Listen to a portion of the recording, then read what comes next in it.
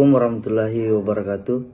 Perkenalkan, saya atas nama Makbul Abu Bakar dari kelompok 2 dan akan menjadi pemateri pertama yang menjelaskan tentang pengertian dan dalil kaidah. Baik, langsung saja. Al-masyaqqah tajibu at-taysir dapat diartikan dengan bahwa kesulitan itu mengharuskan kemudahan. Namun secara etimologis, al-masyaqqah adalah at-ta'ab, yaitu kelelahan, kepayahan, kesulitan atau kesukaran. Sedangkan at-taysir secara etimologis berarti kemudahan. Jadi makna kaidah ini adalah kesulitan menyebabkan adanya kemudahan. Maksudnya adalah bahwa hukum-hukum yang dalam penerapannya menimbulkan kesulitan dan kesukaran bagi mukallaf atau subjek hukum, maka syariah meringankannya tanpa kesulitan dan kesukaran. Adapun dalil yang berasal dari Al-Quran, yaitu surah Al-Baqarah ayat 286, yang artinya Allah tidak membebani seseorang melainkan sesuai dengan kesanggupannya. Dan adapun dalil yang berasal dari hadis dan Malik ibnu Anas yang diriwayatkan Imam Bukhari dan Muslim, yang artinya yaitu dari Abu Tayyah, ia berkata, aku mendengar Anas bin Malik radhiyallahu anhu berkata, Rasulullah shallallahu alaihi wasallam bersabda, mudahkanlah, jangan dipersulit. Halo teman-teman, perkenalkan nama saya Abdaniar Syahar sebagai pemateri kedua. Adapun materi yang akan saya jelaskan sedikit yaitu tentang konsep dasar masyaqqah. Kata al-masyaqqah sendiri berasal dari syakka yashukku yang berarti al-ta'bu atau letih. Kemudian syak juga berarti al-juhdu, yaitu usaha kerja keras.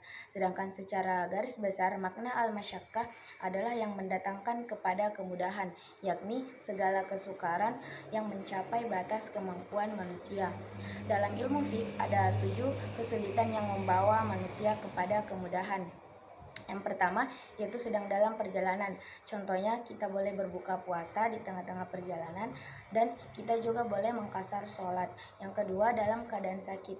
Contohnya yaitu kita tayamum jika kesulitan air dan kita juga bisa sholat dalam keadaan duduk. Kemudian yang ketiga yaitu keadaan terpaksa yang membahayakan dalam kelangsungan hidupnya, misalnya merusak atau menghancurkan barang orang lain karena terpaksa. Kemudian yang keempat yaitu lupa. Contohnya kita lupa makan atau minum di waktu puasa. Yang kelima yaitu ketidaktahuan. Misalnya orang yang baru masuk Islam dan memakan makanan haram itu tidak diberikan sanksi. Kemudian yang keenam yaitu umum al-balwa. Misalnya kebolehan bayi al-salam atau uang yang dahulu sebelum barangnya. Kemudian yang terakhir yaitu kekurangmampuan bertindak hukum, misalnya anak kecil, orang gila, atau orang dalam keadaan mabuk. Dalam ilmu hukum yang berhubungan dengan pelaku ini yaitu disebut unsur pemaaf. Selanjutnya yaitu syarat-syarat dalam kriteria al-musyaqqah yang menarik kepada kemudahan ada 4. Yang pertama, kesukaran itu tidak bertentangan dengan teks. Yang kedua, kesukaran itu merupakan sesuatu yang sudah di luar dari batas kebiasaan. Kemudian yang ketiga yaitu kesukaran itu bukanlah sesuatu yang tidak bisa terlepas dari ibadah. Kemudian yang terakhir yaitu kesukaran itu bukanlah sesuatu yang tidak bisa terlepas dari ketentuan-ketentuan syara. Itulah tadi yang materi yang sempat saya paparkan sedikit. Jika ada kesalahan atau kekurangan mohon dimaafkan. Selanjutnya saya persilakan kepada pemateri ketiga. Baik, saya Andini Ramadanti Anis akan membahas tentang konsep dasar rukhsah. Rukhsah atau keringanan secara bahasa diartikan sebagai layin yang artinya lembut, yusr yang artinya mudah, dan tawassu yang artinya longgar. Dikatakan dalam Misbah Al-Munir, al-rukhsah yaitu tasyil dan taisyir atau kemudahan. Ketika syara memberi rukhsah, maka memberikan kemudahan bagi mukallaf. Sedangkan secara istilah, hukum-hukum yang ditetapkan syara berdasarkan unsur atau alasan yang memperbolehkan melakukan perbuatan yang dilarang berdasarkan adanya kesulitan atau kesusahan. Sedangkan macam-macam taisir atau kemudahan dalam syariat sebagaimana dijelaskan sebagai berikut. Yang pertama, ketetapan syari atau Allah terhadap syariat Islam.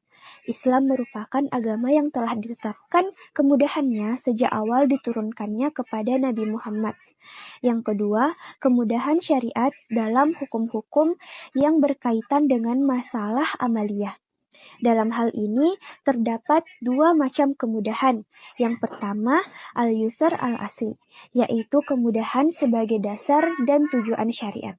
Sebagaimana yang sudah dijelaskan tadi tentang syariat Islam yang mudah. Adapun yang termasuk dalam yusr ini adalah kebebasan atau pengampunan beban bagi anak kecil dan orang gila dari hukum.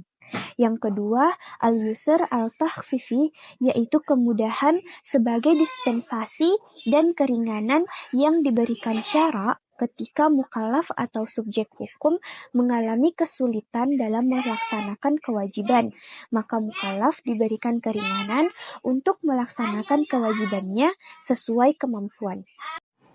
Perkenalkan, nama saya Nurlela. Kali ini saya akan membahas tentang pandangan ulama tentang masyakkah. Adapun pandangan ulama tentang masyakkah dibagi menjadi dua kelompok, yaitu yang pertama masyakkah biasa, yakni segala kesukaran yang dapat dijalankan tanpa mengalami kendala serta mudarat layaknya kesulitan beribadah fardu, mencari nafkah, jihad, dan sebagainya. Maka kesulitan tersebut tidak dapat menuntut kemudahan hukum dalam penerapannya, karena bertujuan menjaga kemaslahatan hidup di dunia saja. Dan yang kedua yaitu masyakkah luar biasa, yakni kesukaran yang menimbulkan kesengsaraan sehingga tidak mampu diemban, serta menimbulkan kemudaratan sehingga tidak dapat bermanfaat baginya. Para ulama juga membagi masyakkah dari segi berat ringannya kesulitan itu menjadi 3 tingkatan. Yang pertama yaitu al-masyakkah al-ashimah, seperti kekhawatiran akan hilangnya anggota jiwa atau anggota badan menyebabkan kita tidak bisa melaksanakan ibadah dengan sempurna.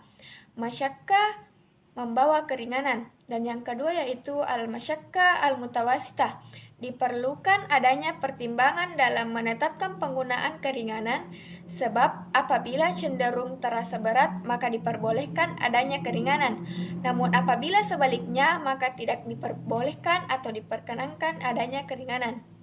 Dan yang terakhir yaitu al-masyakkah al-khafifah, misalnya merasakan lapar waktu puasa, terasa lelah waktu tawaf dan syai, terasa pening waktu rukuk dan sujud, dan lain sebagainya. Masyakkah macam ini bisa ditanggulangi dengan mudah, yaitu dengan cara sabar dalam melaksanakan ibadah. Sebab kemaslahatan dunia dan akhirat yang tercermin dalam ibadah tadi lebih utama daripada keringanan yang ditimbulkan di dalam masyakkah. Hai semua, perkenalkan nama saya Aulia Nurisa dari Prodi Ekonomi Syariah. Sebelumnya teman saya telah menjelaskan mengenai pandangan ulama tentang masyakkah. Nah, pada kesempatan kali ini saya akan menjelaskan mengenai pandangan ulama tentang rukhsah. Menurut ulama mazhab Hanafi, sebagaimana yang telah dijelaskan oleh Ibnu Nujaim, termaksud alai rukhsah itu ada 7 jenis. Yang pertama itu takfir iskat, yang artinya keringanan dengan menggugurkan kewajiban.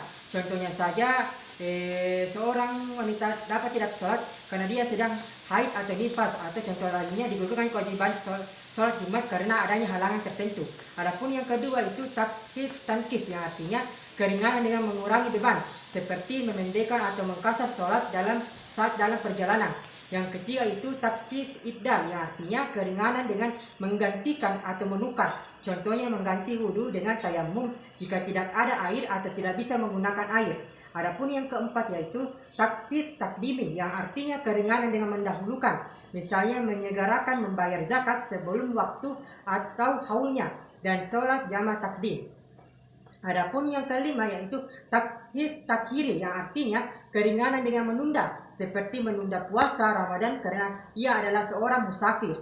Adapun yang keenam yaitu takhfif tarkis, yang artinya keringanan terdesak atau terpaksa, seperti bolehnya meminum arak jika tidak ada pilihan lain, atau bolehnya memakan bangkai binatang karena dalam keadaan terdesak, dan hal ini dapat mengancam keselamatan. Adapun yang ketujuh yaitu takhfif takhiri, yang artinya keringanan dengan mengubah atau menukar, misalnya mengubah cara sholat dalam keadaan ketakutan atau dalam menghadapi musuh.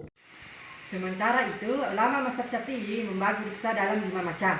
Yang pertama itu ruksa wajib, seperti memakan bangkai ketika darurat, berbuka puasa karena terlalu lapar atau dahaga yang mengakibatkan kepada kebinasaan, meminum arak itu meloloskan makanan yang tersangkut di kerongkongan karena tidak ada pilihan lain. Adapun yang kedua itu ruksa sunnah, seperti mengqasad sembahyang ketika dalam perjalanan, berbuka puasa karena sakit atau dalam perjalanan. Adapun yang ketiga itu ruksa mubah, seperti akad jual beli salam, akad sewa menyewa dan sebagainya. Adapun yang keempat itu ruksa khilaf al-aula, seperti melepaskan kekufuran ketika dipaksa tetapi hati tetap dalam iman. Berbuka puasa dalam perjalanan bagi orang yang tidak mengalami kesulitan. Adapun yang terakhir atau yang kelima yaitu ruksa makruh, seperti mengqasar sembahyang dalam perjalanan yang memakan waktu kurang dari 3 hari 3 malam. Mungkin cukup sekian yang dapat saya sampaikan. Untuk materi selanjutnya dapat dijelaskan oleh teman saya. Perkenalkan, nama saya Ramla. Saya akan membahas implementasi kaidah pada ekonomi. Berkaitan dengan implementasi kaidah al-musyaqqah tajribu taysir pada perekonomian Islam dan industri jasa keuangan syariah di Indonesia, setidaknya ada 7 bentuk kemudahan yang dapat diaplikasikan. Yang pertama, yaitu mencapai kemudahan dengan penghapusan kesulitan. Dalam kategori ini, Islam mewajibkan untuk menghilangkan riba dari kegiatan muamalah keuangan dalam kehidupan sehari-hari. Contohnya, yaitu dengan munculnya bank syariah yang menawarkan produk-produk tabungan dan pembiayaan yang berbasis bagi hasil.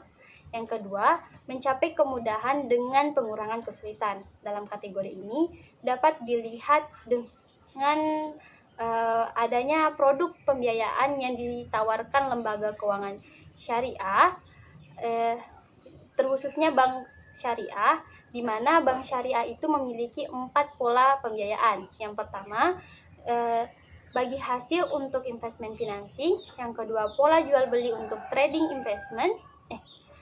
Kedua, pola jual beli untuk trading financing. Yang ketiga, pola sewa untuk trade financing. Dan yang keempat, pola pinjaman dalam bentuk dana talangan. Yang ketiga, mencapai kemudahan dengan penggantian kesulitan. Dalam hal ini, apabila terjadi pembiayaan bermasalah yang dilakukan oleh nasabah sehingga merugikan operasional lembaga keuangan mikro syariah, maka lembaga tersebut dapat memberikan solusi dengan merekonstruksi akad kontrak. Rekonstruksi akad ini bertujuan menghilangkan akad lama yang menyulitkan nasabah dengan menggantikannya dengan skema akad kontrak yang baru yang dapat lebih mudah diaplikasikan oleh nasabah.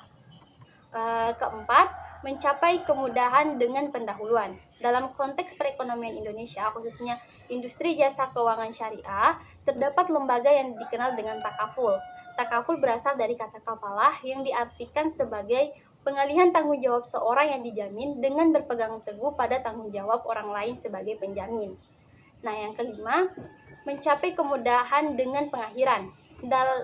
Salah satu contohnya itu dalam keadaan ketidaksanggupan membayar hutang ketika jatuh tempo dikarenakan kebutuhan doruri atau kebutuhan primer yang lebih mendesak, maka Islam memperbolehkan untuk melakukan penangguhan pembayaran utang tersebut.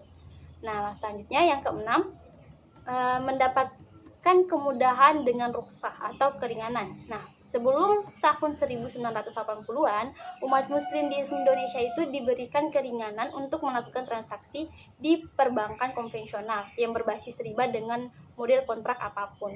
Nah, keringanan ini diberikan karena pada waktu itu belum ada alternatif umat muslim untuk bertransaksi pada bank syariah yang berbasis bagi hasil. Selanjutnya, keringanan ini diberikan untuk menyimpan uang di bank konvensional agar tidak timbul masalah apabila uang tersebut disimpan di rumah, misalnya terjadi kasus pencurian. Dan yang terakhir, ketujuh, adanya kemudahan dalam pengakhiran.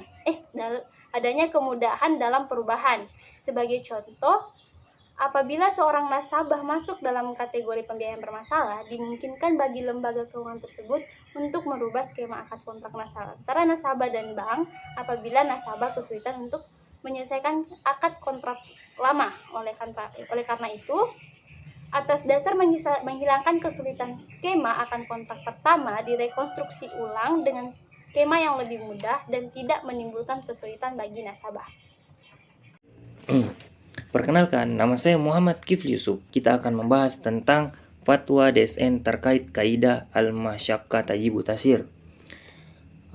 Terlebih dahulu, DSN ini merupakan bagian dari Majelis Ulama Indonesia atau MUI yang bertugas mengemban penerapan nilai-nilai syariah dalam kegiatan perekonomian pada umumnya dan sektor keuangan pada khususnya, termasuk usaha bank, asuransi, dan reksadana. DSN MUI ini dibentuk dalam rangka mewujudkan aspirasi umat Islam mengenai masalah perekonomian dan mendorong penerapan ajaran Islam dalam bidang perekonomian keuangan yang dilaksanakan sesuai dengan tuntutan syariah Islam. Kaidah al-masyaqqah tajibu tasir yang secara harfiah itu berarti kesulitan membawa kemudahan. Mengandung prinsip bahwa dalam situasi kesulitan atau kebutuhan yang mendesak, maka hal-hal yang sebelumnya dianggap tidak diperbolehkan dapat diizinkan setelah dikelola dengan prinsip-prinsip syariah. Jadi langsung saja fatwa DSN ini terkait kaidah tersebut. Yang pertama itu fatwa DSN nomor 21 DSN MUI Romawi 4 tahun 2001 tentang pedoman umum asuransi syariah, yang dimana menjelaskan tentang asuransi syariah, tamin, takaful atau tathamun sebagai usaha melindungi dan menolong di antara sejumlah orang atau pihak melalui investasi dalam bentuk aset atau tabarru yang memberikan pola pengembalian untuk menghadapi resiko tertentu melalui akad yang sesuai dengan syariah. Yang kedua itu fatwa DSN nomor 15 tentang peranan fatwa-fatwa DSN dalam menggali hukum yang bersifat amaliyah dari dalil-dalil yang terperinci. Menjelaskan tentang ijtihad sebagai usaha seorang ahli fikih yang menggunakan seluruh kemampuannya untuk menggali hukum yang bersifat amaliyah dari dalil-dalil yang terperinci. Yang ketiga itu fatwa DSN terkait aspek hukum Islam perbankan syariah di Indonesia, yang dimana menjelaskan peranan DSN dalam menggali, mengkaji, dan merumuskan nilai dan prinsip-prinsip hukum Islam syariah untuk dijadikan pedoman dalam kegiatan transaksi di lembaga-lembaga keuangan syariah serta mengawasi pelaksanaan dan implementasinya. Demikianlah presentasi dari kelompok 2. Lebih dan kurangnya mohon dimaafkan. Wabillahi taufiq wal hidayah. Wassalamualaikum warahmatullahi wabarakatuh.